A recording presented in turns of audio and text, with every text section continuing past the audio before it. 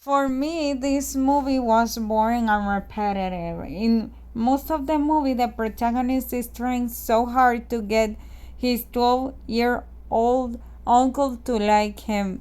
Then there's a lot of scenes of the main couple kissing, like every time they see each other. And then a lot of scenes of the protagonist and grandpa talking. Another thing that gets old is that many times that the grandpa says Pono and the main character calling his uncle Bra, and how irritable that kid can be. All the characters are basic and the main characters can get annoying. 3 out of 10. This movie really sucks. The story is bland and predictable. The characters are irritating and your typical teenage drama movies. The dumbest thing is when Ariel becomes popular by her mistakes, like falling from a bike. The alien bubbles are innovative, but really weird that I can take. Finally, the special effects look cheap and disturbing. 2 out of 10. This movie, it's okay, has a creative story related with an app that controls men.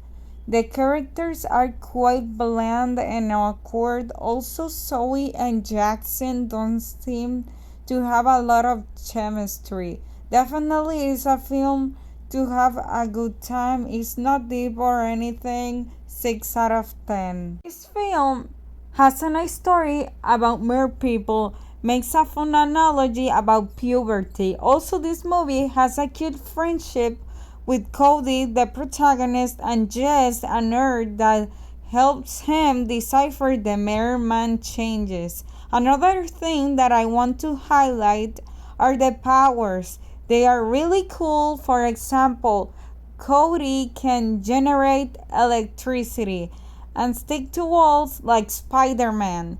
Two of the most cute scenes of this movie is when Cody reanimates Jess with his electricity, and when Jess's father decides to let go of Cody's other mom and decide that his son is more important. 7 out of 10.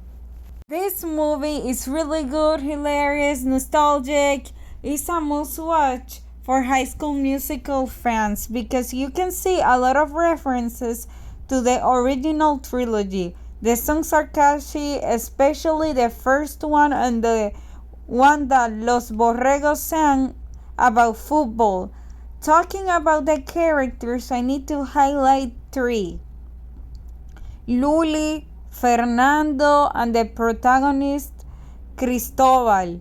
I think they are better written than their original counterparts. For example, Cristobal is easier to empathize than Troy because he learned the consequences of his actions earlier in the movie. Also, it's more believable his apology to his friends. On the other hand, Troy is more bratty and did a lot of horrible stuff to Gabriela. Now, talking about Luli, she's more villainous than Sharpay because a lot of people can argue whether she's evil or not. Finally, speaking of Fernando, he's more important in the movie's plot, like Ryan in High School Musical sequels. So for me, they are equally good. 8 out of 10.